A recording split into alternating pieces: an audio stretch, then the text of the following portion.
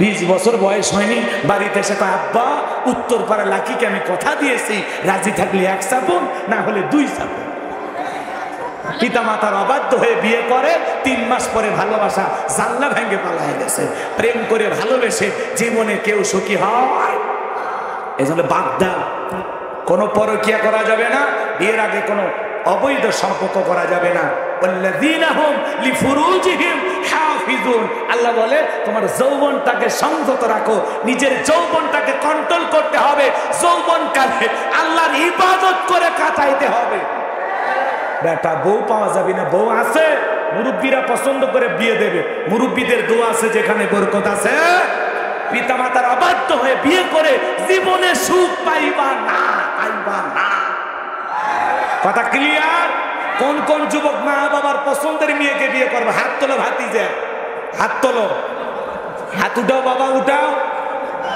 হ্যাঁ ওই চাচা হাত তোলে, আর একবার রিস্ক নেবেন, ওই কামত যাই না, হাত তোলেন। হ্যাঁ যুবক যারা হাত তুলেছো, মা বাবার পছন্দের মেয়েকে বিয়ে করবা তো ইনশাল্লাহ। অনেক যুবক হাত তোলে না, বান্ধবীকে কথা দিয়েছে, ওই বাতাসের কসম খাসে।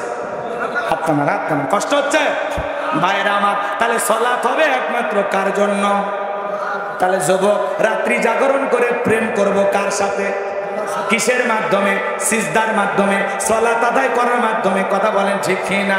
এজন্য আল্লাহ রাব্বুল আলামিন বলেন ওয়াল্লাযীনা ইয়াবিতুনা লিরাব্বিহিম সুজদান ওয়া কিয়ামা। যারা রাত্রি জাগরণ করে আমি আল্লাহকে সিজদা দেয়, আমি আল্লাহর জন্য দণ্ডায়মান থাকে, সেই বান্দাদের কাতারে আমরা শামিল হতে রাজি আছি তো ইনশাআল্লাহ।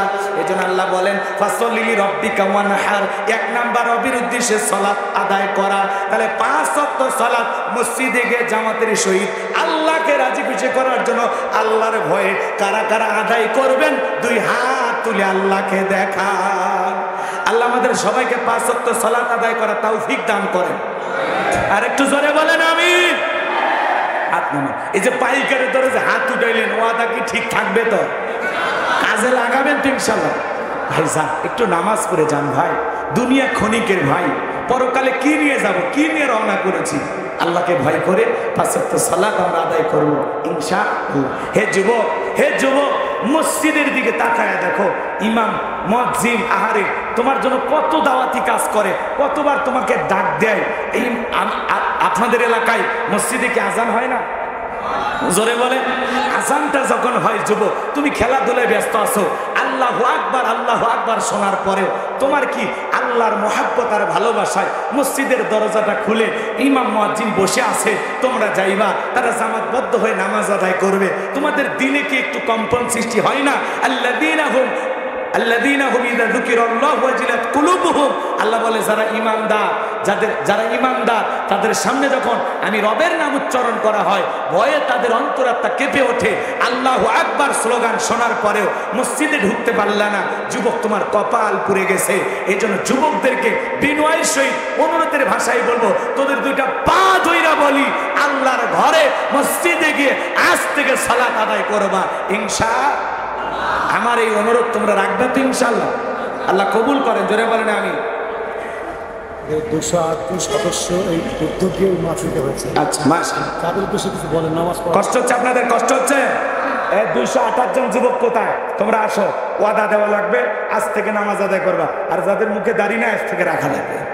দেখি বাপের বেটা হলে আসো, তোমরা পরিবর্তন হয়ে যাইবা ইনশাআল্লাহ। ওরা বলছে হুজুর আমাদের উদ্দেশ্যে কিছু বলেন। আপাততদের 2টা এ বাজান আর কয়েক মিনিট, সর্বোচ্চ 10 মিনিট, ওরা ভাষা করেন না। শেষ ভালো যার সব ভালো তার। লিল্লাহিত তাকবীর। বাজান গো আমার, ফাসল্লি লিরাব্বিকা ওয়ানহার, 1 নাম্বার রবের উদ্দেশ্য সালাত আদায় করা। 2 নাম্বার ওয়ানহার, ওয়ানহার মানে কুরবানি করা। কুরবানি করা মানে খালি গরু ছাগল জবাই করা না, নিজের আমিত্বকে কুরবানি করা, অহংকারকে কুরবানি করা, নিজের ভিতরে থাকা পশু সুলভ আচরণকে কুরবানি করা, সময়কে কুরবানি করা, অর্থকে কুরবানি করা, আল্লাহ রাস্তায় জান মাল সব কুরবানি করতে হবে। কথা বলেন ঠিক কি না? এদিক খেয়াল করেন, এদিক খেয়াল করেন। ওয়ানহার মানে কুরবানি করা। আমরা অনেকেই গরু কুরবানি করি, 7 জন ভাগে একটা গরু কেনে, 4 জন দড়ি ধরে টানে, 3 জন পিছন থেকে ঠেলে, এমন একটা গরু কেনে যে গরুর উপরে বয়স্ক ভাতা ওয়াজিব। শরীরের হাড়গুলো সব দেখা যায়, কুরবানি স্থান পর্যন্ত হাঁটে যাওয়ারও শক্তি নাই। হুজুর বলে ভাই এরকম দুর্বল গাভী জবাই করলে তো হবে না। তখন বলতেছে হুজুর ওপরে হাত দেখা গেলেও ভিতরে গোস্ত সেট করা আছে, আছে না না?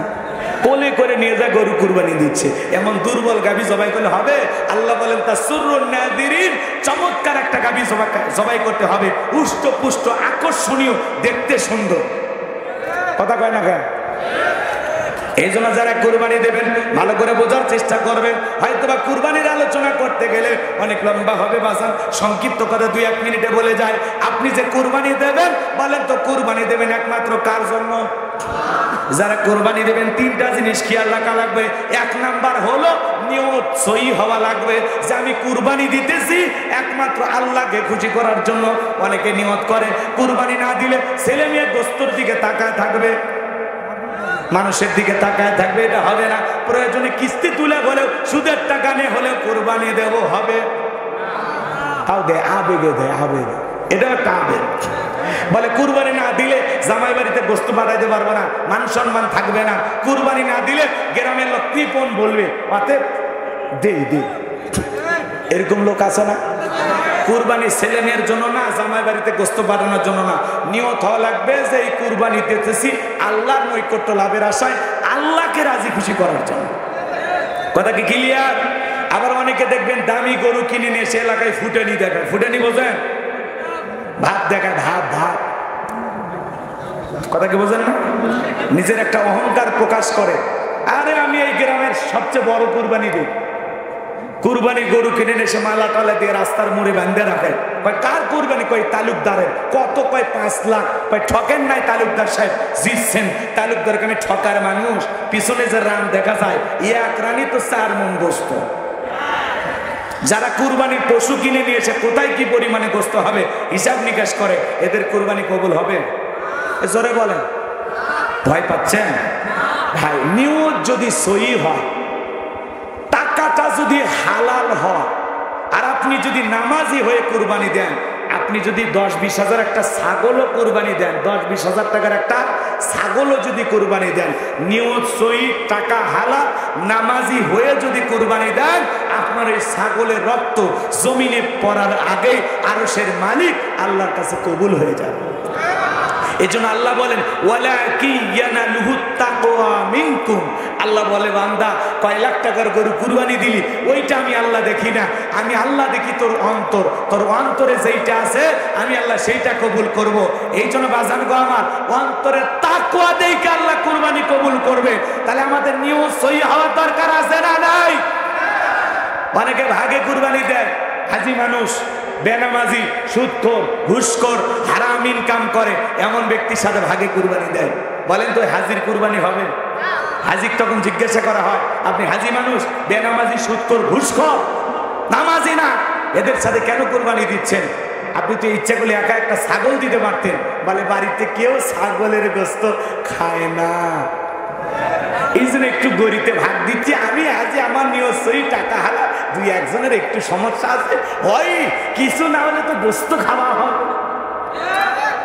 এই কুরবানিগুলো হবে? এ কথা কেন? আমি একবার বলেছিলাম যে সুদখোর, ঘুষখোর, বেনামাজি, এদের কুরবানির পশু আমি জবাই করব না। আমি মসজিদে বলেছিলাম, পরে মসজিদ থেকে বের হইয়া, পরে মসজিদ থেকে খেয়াল করেন, পরে মসজিদ থেকে বের হইয়া বেনামাজির আন্দোলন শুরু করে দিল যে এই হুজুর আমাদের কুরবানি পশু জবাই করবে না। ঠিক আছে, আমরা বেনামাজি একদল হয়ে জবাই করব, হুজুরের কাছ থেকে জবাই করে নিবই না। পরে মসজিদের মধ্যে এত বিশৃঙ্খলা সৃষ্টি হয়ে গেল, পরে সভাপতি আমাকে ফোন দিয়ে কয়, হুজুর আপনি আর আইসেন না। তার মানে কি? বেনামাজির পাওয়ার দেখছেন, সুদখোরের পাওয়ার দেখছেন? এ কথা কয় থাকে, হারাম ইনকাম করে, হারাম কাজ করে, যদি একটু বলতে চান লাগিয়ে যায়, কলি যায়। তবে এখন অবশ্য এরকম হবে না, কিছুটা পরিবর্তন হবে আশা করছি। কারণ এদেশের হক কথা একসময় বলা যায় না। অধিকাংশ মসজিদ কমিটির সভাপতি, সেক্রেটারি সুদখোর, ঘুষখোর, হারামখোর। কথা বলে না কেন? এগুলো পরিবর্তন করতে হবে। আলেমদেরকে মসজিদের সভাপতি, সেক্রেটারি বানাইতে হবে, যাতে 7 দিন হুজুরের ছুটিতে থাকলেও ওই সভাপতি যেন নামাজ পড়াইতে পারে। এমন লোক সভাপতি বানায় বিসমিল্লাহ সহি করে বলতে পারে না, কথা কয় না। ও সভাপতি, ও আসে হুজুরদের ভুল ধরে, মাতবাড়ি করে, এত লম্বা সুরে ধরেন, মোনাজাত কেন করেন, এ হইছে সে হইছে, বিরাট বড় মুক্তি, কথা কয় না কেন? রাগ কইরেন না, রাগ কইরেন না। তাহলে কুরবানি কার জন্য? নিয়ত কি করা লাগবে? সই, যে গোস্ত খাওয়ার জন্য। আরে ভাই, জবাই করে তো গোস্ত আপনিই খাবে, বন্টন করব, যত বেশি স্যাক্রিফাইস করবেন তত বেশি আল্লাহ খুশি হবে। আর আমরা খালি ফিরিজ বুক, ফিরিজ বুক। আরে ভাই, আপনি ধনী, আল্লাহ টাকা দিয়েছে, সামর্থ্য দিয়েছে, চাইলে 10 দিন পর আবার 10 কেজি কিনতে পারবেন। কত গরিবের বাড়িতে 2 টুকরা পৌঁছায় নাই, আর আপনি ধনী ফ্রিজ ভরে বসে আছেন, আর বলে পর্যাপ্ত পরিমাণ সময় ফ্রিজে গোস্ত রেখে খাওয়া যায়। কুরবানি মানে কি বলছে? কুরবানি মানে কি? ত্যাগ করা, উৎসর্গ করা, বিলিয়ে দেয়া, মানুষকে বন্টন করতে হবে, এর মধ্যে তৃপ্তি খোঁজা লাগবে, মানুষকে খাওয়াইয়া খুঁজে হওয়া লাগবে, জমাইয়া না। বেটা জমাবা তো, দিয়ে থুয়ে যা আছে ফ্রিজে রাখো, 2 মাস 1 মাস 6 মাস আগে খাও, সমস্যা কি? কিন্তু প্রতিবেশীর বাড়িতে 1 টুকরা পৌঁছাইল না, আর আপনি ফ্রিজে রাখছেন, আল্লাহ দেখেনি। এই জন্য কুরবানি দাতা যারা আছে, একটু মনটা বড় করবেন, বড় করে কুরবানি দেবেন, যে আমি আল্লাহর জন্য দিচ্ছি, আমি যে 2-4 টুকরা খাইতে পারছি আলহামদুলিল্লাহ, কথা কয় না কেন? নিয়ত পরিষ্কার রাখবেন। অনেকে কুরবানি ছেলে মেয়ে আত্মীয় স্বজন দেওয়ার জন্য সেইভাবে জমায় রাখে, মানে এমন ভাব দেখে, মানে আসমান থেকে বিকেলে ফেরেশতা এসে বলবে গোস্ত তোল, আমরা নিয়ে যাবো, তা তো করবে না। আপনি খাবেন, আগে খাওয়ার নিয়ত না, উদ্দেশ্য আল্লাহকে খুশি করা, এরপরে দিয়ে তুই যতটুকু থাকে আলহামদুলিল্লাহ, কথা কয় না? কি পারবেন তো? কারা কারা হাত তোলেন তো আরেকবার। আল্লাহ আমাদের সবাইকে কুরবানি দেওয়ার তৌফিক দান করুন, জোরে বলেন আমিন। আপনার মান বাজান গো আমার, এইবার 3 নাম্বার আয়াত আল্লাহ রাব্বুল আলামিন বলেন, ইন্না শানিয়াকা হুয়াল আবতার। আল্লাহু আকবার। আমার আল্লাহ ডেকে বলেন, নবী, যারা আপনাকে লেসকাদারির বংশ বলে গো নবী, আপনি মন খারাপ করবেন না, কষ্ট নেবেন না। ওই আবুল আহাব উতবা সাহেবা, ওদের বংশে বাতি জ্বালানো কেউ থাকবে না, আমি আল্লাহ ওদেরকে নির্বংশ করে ছাড়বো। নবী গো, আপনার ছেলে সন্তানগুলোকে আমি আল্লাহ শিশুকালে নিয়েছি, আপনি মন খারাপ করবেন না, কষ্ট মনের মধ্যে নেবেন না। আপনাকে মহব্বত করার, আপনাকে ভালোবাসার জন্য কোটি কোটি রুহানি সন্তান আমি আল্লাহ জমিনে পাঠাবো। আমরা রসুলের রুহানি সন্তান, কথা বলে ঠিক কিনা? তাম পৃথিবীতে 700 কোটির উপরে মানুষ, এর মধ্যে 200 কোটি প্রায় মুসলমান, আমরা সবাই রসুলের রুহানি সন্তান। এই জন্য রসুলের মোহাব্বত ভালোবাসায় কলিজায় থাকা লাগবে। নবীজির অপমানে যদি না কাঁদে তোমার মন, মুসলিম নয় তুমি মুনাফিক, নবীজির দুশমন। এই ফ্রান্সের লোকেরা 2021 সালে নবীজির কার্টুন প্রদর্শন করলেন, দেখলেন না পুরো পৃথিবীর 200 কোটি মুসলমান আন্দোলন করলো, এ ফ্রান্সের জালেমেরা কার্টুন প্রদর্শন বন্ধ করো, নইলে পৃথিবীর মানচিত্র থেকে ফ্রান্সকে আমরা মুছে ফেলবো। আমার রসুলের কি কোনো ছবি আছে? আমার রসুলকে দেখতে কার্টুনের মতো, জোরে কন্যা উজুবিল্লাহ। মুখে দাড়ি লাগাইয়া, নাকটা বেঁকা করিয়া দিয়া দেয়ালে কার্টুন টাকায় বলে ইনি মোহাম্মদ। মোহাম্মদ মানে প্রশংসিত, আজে বাজে যতই কথা বলেন, মোহাম্মদ মানে প্রশংসিত। আপনার আমার প্রিয় নবী এই পৃথিবীর শ্রেষ্ঠ মহামানব, যার চরিত্রের সার্টিফিকেট আল্লাহ দিয়ে বলেন, ওয়া ইন্নাকা লাআলা খুলুকিন আযীম। আল্লাহ বলেন, নবী গো, আপনি মহান চরিত্রের অধিকারী, আপনি পুত পবিত্র। আযীম আরবিতে এমন একটি শব্দ যার গভীরতা মাপা যায় না, চিৎকার মেরে বলেন আল্লাহু আকবার। সেই নবীকে গালি দেবে যারা, নিঃসন্দেহে অবৈধ যার সন্তান তারা। বিশ্ব নবীকে গালি দিয়েছিল ওয়ালিদ বিন মুগীরা, ওয়াকাত্তু বাচাই নবীকে গালি দেয়।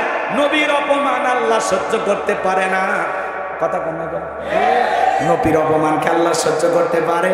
আল্লাহ আয়াত নাজিল করে বলেন, উতুল্লিম বাদা যালিকা জানিম। নবী গো, যে ওয়ালিদ বিন মুগীরা আপনাকে গালি দেয়, এ হলো পিতৃ পরিচয়হীন যার সন্তান, এর জন্মে সমস্যা আছে। উইটেন না, রসুলের মহব্বত থাকলে ওটার কোনো সুযোগ নাই। একটু গরম করতেছে, কষ্ট হয় নাকি?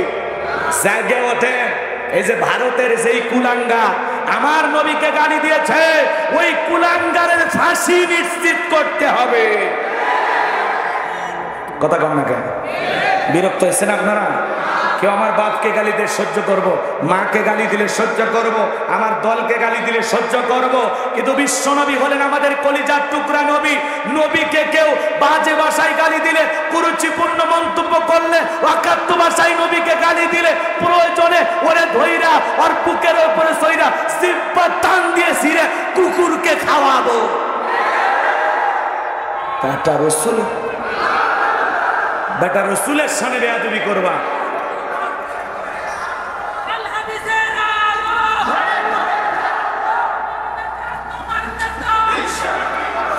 সেই নবীর চরিত্রের সার্টিফিকেট আল্লাহ দিয়েছেন, যেই রসুল 63 বছরের জিন্দেগিতে একটি মিথ্যা কথা বলেননি, একটা জায়গায় কলম ধরবেন এমন কোন দাগ নাই, আমানতের খিয়ানত করেন নাই, কাফিরদের আমানত সংরক্ষণ রাখতেন মুহাম্মদ রাসূলুল্লাহ সাল্লাল্লাহু আলাইহি ওয়াসাল্লাম, মানবতার মুক্তির দূত। কথা বলেন না কেন? আপনার আমার শাফায়াতের কান্ডা মুহাম্মদ রাসূলুল্লাহ সাল্লাল্লাহু আলাইহি ওয়াসাল্লাম। কেমন নবী, কেমন নবী! কয়টা গুণের কথা বলবো, বলে শেষ করা যাবে না। আল্লাহ সুযোগ দিলে ভবিষ্যতে কোথাও আসলে আবারও দেখা হবে ইনশাআল্লাহ। আমি যে কথা বলতে চাচ্ছিলাম, ওলীদ বিন মুগীরা আরবের মানুষ, বিশ্বনবী যখন তিলাওয়াত করেছেন উতুল্লিম বাদা যালিকা জানিম, এটা শোনার সাথে সাথে ওলীদ বিন মুগীরা বলতেছে, রাসূল আপনি কি বলেন? আমার জন্মের সমস্যা, আপনি এত বড় কথা আমাকে বললেন, ঠিক আছে আপনি থাকেন, আমি আমার মায়ের কাছে যাব। ছেলেটা বৈধ না অবৈধ জানে কে? ফ্যাক্টরির মালিক। এইবার তার মায়ের নাম ছিল ঝর্ণা। যা বলে, মা করবি না কোনো তাল বাহানা, বিশ্বনবী মুহাম্মদ রাসূলুল্লাহ সাল্লাল্লাহু আলাইহি সাল্লাম আমাকে বলেছেন উতুল্লিম বাদা যালিকা জানিম, আমি নাকি পিতৃ পরিচয়হীন জারজ সন্তান। ওলীদ বিন মুগীরার মা তখন মনে মনে ভাবতেছে, এত গোপন তত্ত্ব নবী জানলো কেমনে? নবী তো জানতেন না, নবীকে জানিয়ে দিয়েছেন তিনি কে? আর একটু জোরে বলেন কে? জমিনে কোন বান্দা বান্দি কি করে আরশের মালিক দেখে না? দেখে না? যুবক রে, তুমি কি মনে করো জঙ্গল প্রেম করার জন্য মঙ্গল? জঙ্গলে কেউ না দেখলে একজন দেখেন, তিনি কে? কথা কয় না কে? জিয়া পার্কে যায় বান্ধবীর সাথে টাঙ্কি মারলে আল্লাহ দেখে না? বিশ্ববিদ্যালয়ের ক্যাম্পাসে বসে থাকলে দেখে না? চিড়িয়াখানায় যায় গাছের গোড়ায় বসে থাকলে দেখে না? না হলে ফেরেশতারা লজ্জায় ঢোকেই না। কথা বলে না, ফেরেশতাদের শরম আছে নাকি? আপনি যা করবেন আল্লাহর ওয়াদার ফলো করবেন, আপনি যেই জায়গায় ফেরেশতারা সেই জায়গায়। কথা বলে না?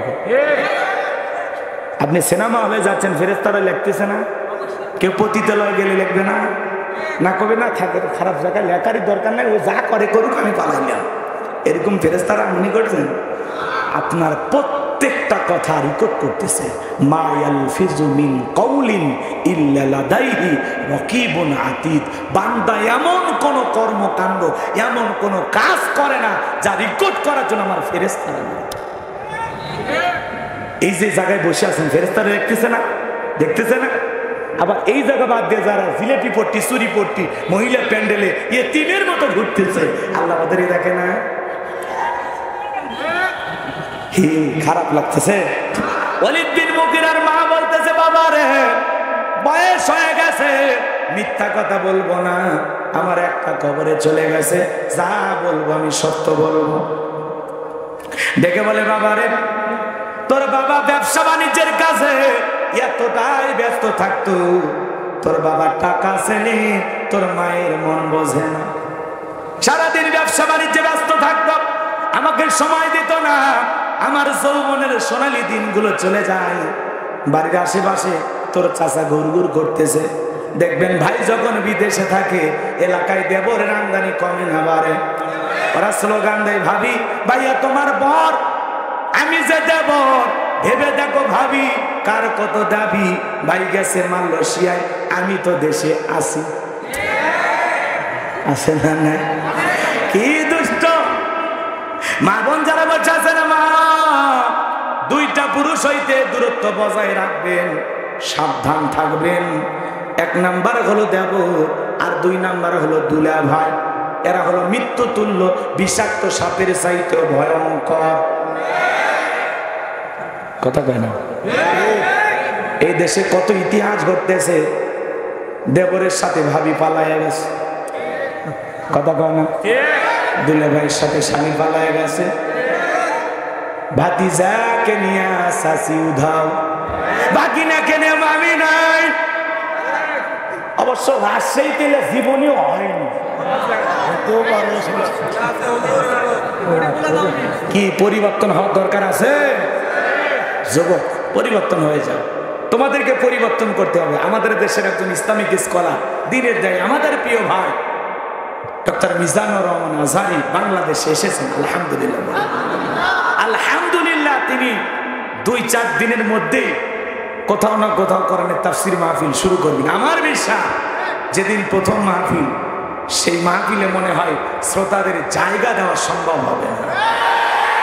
এদেশের মানুষ, এদেশের যুবকেরা ডক্টর মিজানুর রহমান আজহারি ভাইকে কলিজা দিয়ে মহাব্বত করে। কথা বলেন ঠিক কিনা?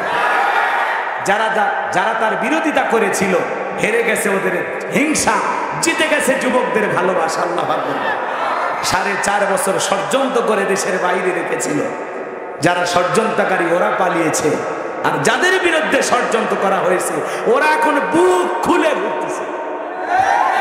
কথা বলে না, পালাবো না, ওরাই পালা, আলেমেরা পালায় না। কথা কন, আলেমদের ফাঁসি দিয়ে মারছে, ইসলামী আন্দোলনের কর্মীদের উপরে মামলার উপরে মামলা দিয়া হাজিরা দিতে দিতে পায়ের স্যান্ডেল খয়, তারপরেও তারা পালাই নাই। যারা দেশটাকে লুটপাট করে খেয়েছে, দেশের টাকা বিদেশে পাচার করেছে, 11 লক্ষ কোটি টাকা দুর্নীতি করেছে, ওরাই পালিয়েছে।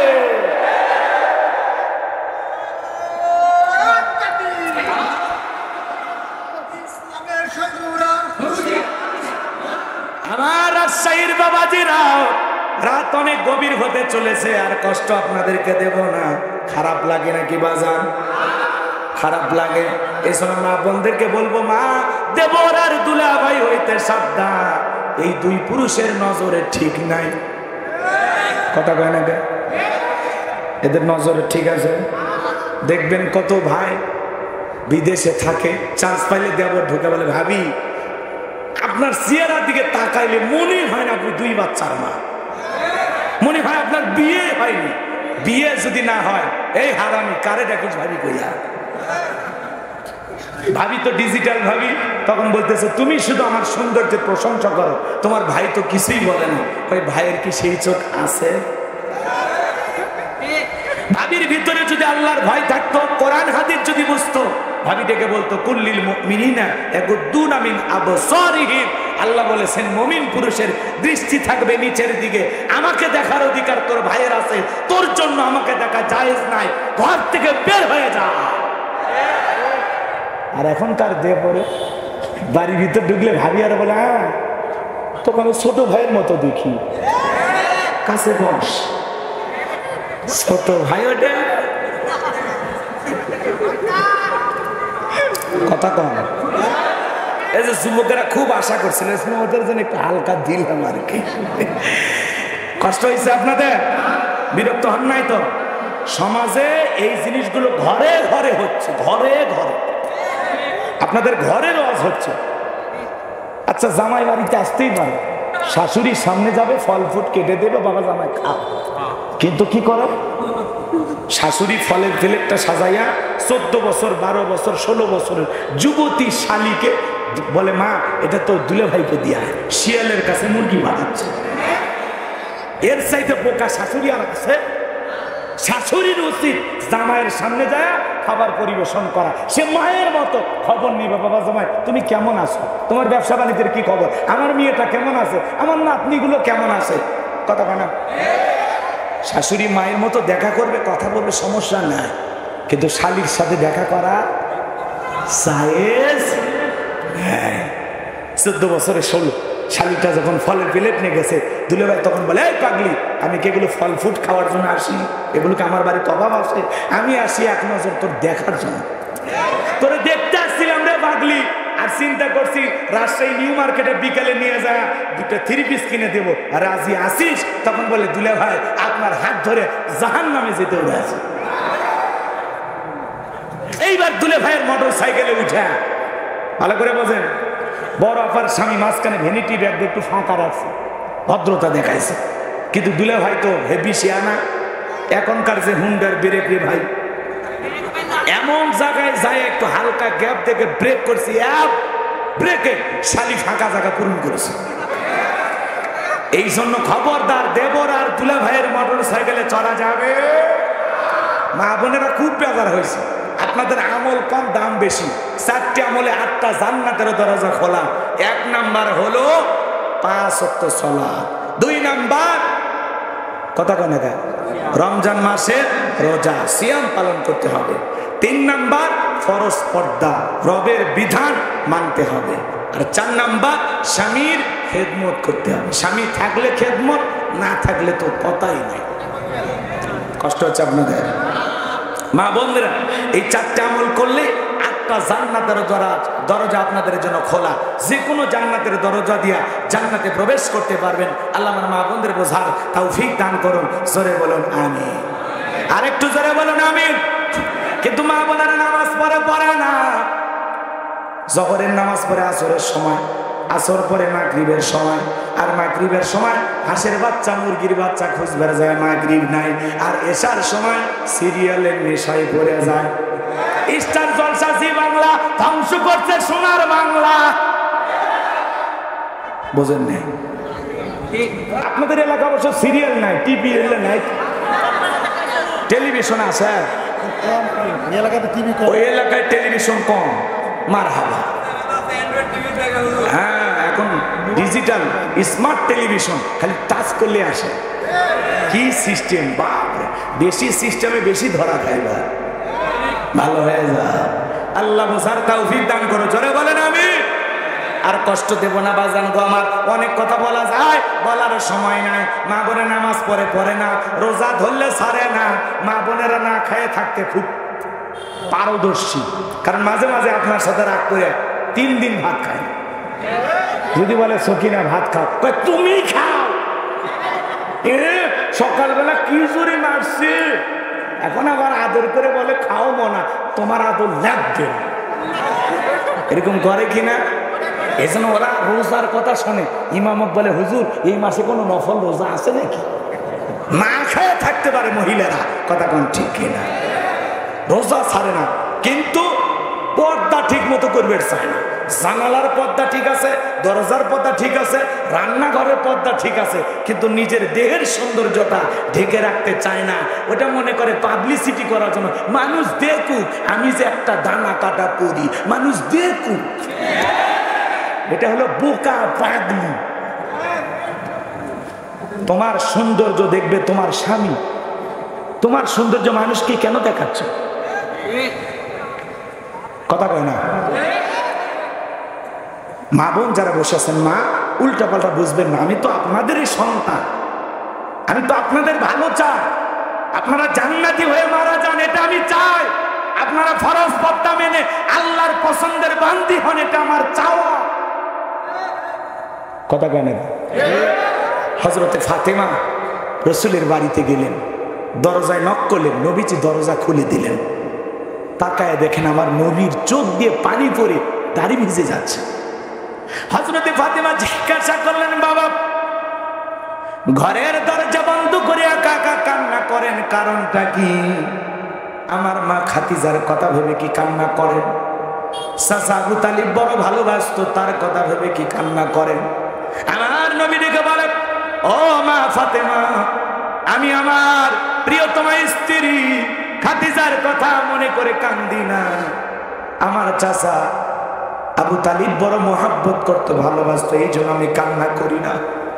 আমি কান্না করি কারণ হলো মা, আমাকে যখন মেরাজ করতে নিয়ে যাওয়া হলো মা, জিবরাইল যখন আমাকে ঘুরাইয়া জান্নাতটা দেখাইলো, জান্নাতটা দেখার পরে দিলটা খুশি হয়ে গেল।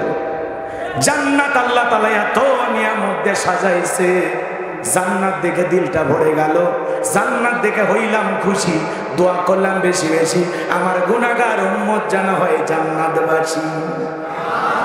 এরপরে জিবরাইল বলেন, নবী গো জান্নাত আপনি দেখলেন, এইবার চলেন আপনাকে একটু জাহান্নামটা ঘুরে দেখায়। বিশ্ব নবীকে যখন জাহান্নামের ভিতরে প্রবেশ করানো হলো, আমার নবী বলেন আমি তাকায় দেখলাম জাহান্নামের ভিতরে শুধু আগুন আর আগুন, বিভিন্ন ভাবে মানুষকে জাহান্নামের ভিতরে শাস্তি দেওয়া হচ্ছে। আমি এক শ্রেণীর মানুষের দিকে তাকায় দেখলাম ওই জাহান্নামের ভিতরে পুরুষের তুলনায় নারীদের সংখ্যাই বেশি। বলেন তো জাহান্নামে কারা বেশি যাবে, পুরুষ না মহিলা? আর একটু জোরে বলেন, আর একটু জোরে বলেন। এই জন্য মা বোন যারা বলছে আছেন, ও রাজশাহীর মা বোনেরা, ওই জাহান্নামের ভিতরে বিশ্ব নবী বলেন পুরুষের তুলনায় নারীদের সংখ্যায় অনেক বেশি। আমি তাকায় দেখি এক শ্রেণীর নারীদের চুলের মুঠিগুলো ধরে আসমানের দিকে টেনে ধরা হয়েছে, পা থেকে মাথা পর্যন্ত জাহান্নামের আগুন দাউ দাউ করে জ্বলতেছে। মহিলাদের চিৎকারে মনে হয় আসমান জমিন ভেঙে পড়বে, এত জোরে চিৎকার মারতেছে। গরম পানি যেরকম থকবক থকবক করে, তাদের দেহটা জাহান্নামের আগুনে তেমনি ভাবে জ্বলতেছে, আর ওয়ার্ডার ফলো করতো না। এই জন্য আল্লাহ পাক এই নারীদেরকে এইভাবে জাহান্নামের আগুনে জ্বালাইতেছেন। হযরতে ফাতেমা শুনে রেখে বলে, বাবা এই যদি হয় জাহান্নামী নারীদের শাস্তি পর্দা না করার কারণে, আমি ফাতেমা আজ থেকে আরো বেশি করে পর্দার গুরুত্ব বাড়াইয়া দিলাম। বলেন আল্লাহু আকবার।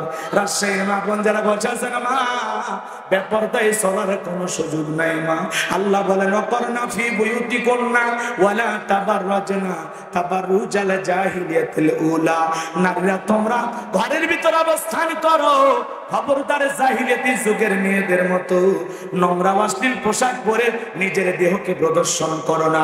জরুরি প্রয়োজনে যদি নারীরা বাইরে যায় অবশ্যই বোরকা পরে ফরজ পর্দা মেনে যেতে হবে। পর্দা নারীর সিকিউরিটি দেবে, পর্দা নারীর নিরাপত্তা দেবে। কোন সম্ভ্রান্ত ভদ্র ফ্যামিলির মেয়ে বোরকা ছাড়া বাইরে যেতে পারে না। একটা নারী যদি ঢিলা ঢালা বোরকা পরে হাত মোজা পা মোজা লাগাইয়া রাস্তাতে হেঁটে যায়, মনের অজান্তে শ্রদ্ধা সম্মানে মাথাটা নত হয়ে আসে। পর্দা হলো প্রত্যেকটা নারীর সৌন্দর্য রক্ষা করে, প্রত্যেকটা নারীর জন্য পর্দা হলো অহংকার। পর্দাশীল নারীর উপরে আল্লাহর রহমত নাজিল হয়। যে নারী নেককার পর্দাশীল, তার পেট থেকে নামাজি নেককার সন্তানও জন্ম নেয়। আর যে পেট ফুট সব দেখায়, ওর পেট থেকে বেনামাজি উল্টা পাল্টা মতু পাতলুর জন্ম হয়। নামাজ পড়বে চায় না, মা নামাজি ছেলেও নামাজি, মা কোরআন পড়ে ছেলেও কোরআন পড়বে। কথা বলেন না, মায়ের আগে ভালো হওয়া লাগবে। ক্ষেত ভালো তো ফসল ভালো, মা ভালো তো সন্তান ভালো। আমাকে একটা শিক্ষিত মা দাও, আমি একটা শিক্ষিত জাতি উপহার দেব। আল্লাহু আকবার বলেন। ঘরের স্ত্রী ভালো হওয়ার দরকার আছে না? না থাক, আর কষ্ট দেই না বাবা, অনেক রাত হয়েছে, কত কথা বলবো। এদিক শোনেন, শেষ পয়েন্টটা বলে দিয়েছে, কষ্ট হচ্ছে না? ওলীদ বিন মুগীরার মা তখন বলতেছে, বাবা বাড়ির আশেপাশে গিয়ে ঘুরতেছে তোর চাচা, তারে দিয়ে ভালোবাসা বিনিময় করেছিলাম, যার ফলে তোর জন্ম হয়েছে। রাসূল যে তথ্য দিয়েছে এটা নির্ভুল তথ্য। আল্লাহু আকবার বলে। তার মানে তোর বাপ তোকে জন্ম দেয় না, জন্ম দিয়েছে তোর চাচাই। কথা বলে ঠিক কিনা? এজন্য আল্লাহ বলেন উতুল্লিন বাদা যালিকা জানিম, ও হলো পিতৃ পরিচয়হীন যার সন্তান। আজকে নবীকে যেই দেশের লোকে গালি দেখ না কেন, মনে রাখবেন নবীকে গালি দেয় তারা বাপ সারা অবৈধ পদ্ধতিতে জন্ম হয়েছে যারা। যে আমার নবীকে গালি দেব এটা নিঃসন্দেহে একটা বাস্টার্ড। কথা বলে ঠিক কিনা? যে আমার নবীকে গালি দেবে ওই ওর জন্মে ঠিক নাই। কথা ক্লিয়ার? নবীজির অপমানে যদি না কাঁদে তোমার মন, মুসলিম নয় তুমি মুনাফিক, নবীজির দুশমন। আমার নবীকে যে গালি দেয় এ কখনো মানুষ হতে পারে না, নিঃসন্দেহে জানোয়ার। কথা বল না। নবীজির অপমান সইবে না রে মুসলমান। ভারতের যেই কুলাঙ্গার গালি দিয়েছে, ওই কুলাঙ্গারের জন্য কোটি কোটি ভারতের মুসলমানেরা রাজপথে আন্দোলন করতেছে। আল্লাহু আকবার বলে। আসাদ নূরের মতো নাস্তিকের জন্ম হয়, আম্মা জান আয়েশাকে নিয়ে বাজে কথা বলেন না কেন? এই জন্য নাস্তিকদের বিরুদ্ধে আমাদের প্রতিবাদ। কথা বলেন না কেন? পারবেন তো ইনশাআল্লাহ? রসুলের মহব্বত আর ভালোবাসায় সূরা কাউসারের শুধু আলোচনা শুনলেই হবে না, আমরা আজ থেকে শিক্ষা গ্রহণ করব। রসুলের দুশমনদের সাথে কোনো আপোষ চলবে না। যে বিশ্বনবী কিনা বাজে ভাষায় গালি দেবে, ওই সমস্ত নাস্তিক বেঈমানদের প্রতিবাদ করার জন্য, প্রয়োজনে ফাঁসির দড়িতে ঝুলানোর জন্য যদি আমাদের প্রতিবাদ করতে হয়, বিক্ষোভ মিছিল করতে হয়, কারা কারা রাজপথে রসুলের ইজ্জত সম্মান রক্ষা করার জন্য নামতে রাজি, হাত তুলে দেখা। হাত নামা। আপনারা নাম শুনেছেন, আমাদের দেশের একজন বক্তা, আলোচিত সমালোচিত ব্যক্তি, সবাই চেনে জানে, নাম হলো গিয়াসউদ্দিন তাহিরি। এই তাহিরি ভাইকে কয়েকদিন আগে কিছু ভাইয়েরা ধাওয়া করেছে, দৌড়ানি দিয়েছে। আজকে সে আবার বিক্ষোভ মিছিল বের করেছে। সে বলতেছে আমার অপমান এটা আমার মুরিদেরা মানবে না। রাজপথে সে স্লোগান দিতেছে।